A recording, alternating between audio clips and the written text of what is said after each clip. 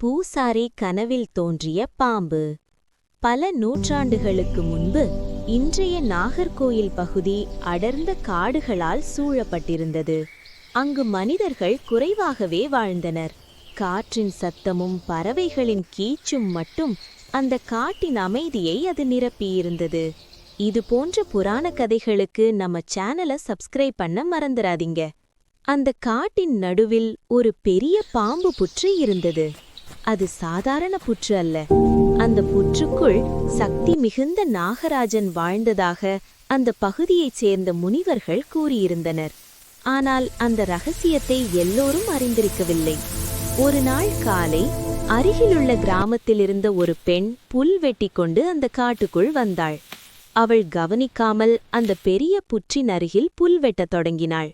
திடீரென்று அவள் அறிவாள் அந்த புற்றை தொட்டது. அடுத்த நொடியில் நடந்ததை பார்த்து அவள் நடுங்கி போனாள்.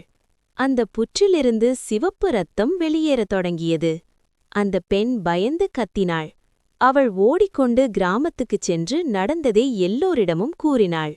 கிராம மக்கள் அனைவரும் அந்த இடத்துக்குச் சென்று பார்த்தார்கள். உண்மையாகவே அந்த புற்றிலிருந்து ரத்தம் சொட்டிக் கொண்டிருந்தது. அவர்கள் பயத்திலும் ஆச்சரியத்திலும் நின்றார்கள். அந்த இரவு கிராமத்தின் தலைவனின் கனவில் ஒரு அதிசயம் நடந்தது. ஒரு பிரகாசமான நாகராஜன் அவன் கனவில் தோன்றினார். நான் இந்த இடத்தில் பல ஆண்டுகளாக தங்கியிருக்கிறேன். இந்த நிலத்தை காக்கிறேன். இங்கு எனக்காக ஒரு ஆலயம் கட்டி வழிபாடு செய்யுங்கள். இந்த ஊரையும் மக்களையும் நான் காப்பேன் என்று நாகராஜன் கூறினார். காலை எழுந்தவுடன் கிராமத் தலைவன் அந்த கனவை எல்லோரிடமும் கூறினார். மக்கள் அந்த இடத்தை புனிதமாக கருதி அந்த புற்றின் அருகே ஒரு சிறிய ஆலயம் கட்டினர்.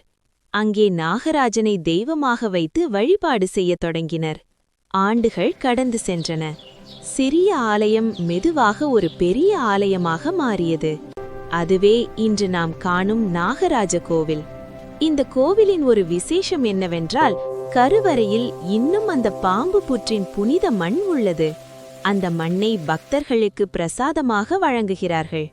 நாகதோஷம் நீங்கவும் குடும்பத்தில் சந்தோஷம் பெருகவும் மக்கள் இங்கு வந்து நாகராஜனை பிரார்த்தனை செய்கிறார்கள்.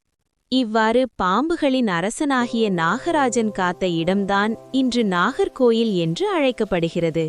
இன்றும் ஆயிரக்கணக்கான பக்தர்கள் வந்து ஓம் நாகராஜா என்று பக்தியுடன் வேண்டுகின்றனர். ஆத்தி asked to generate this story.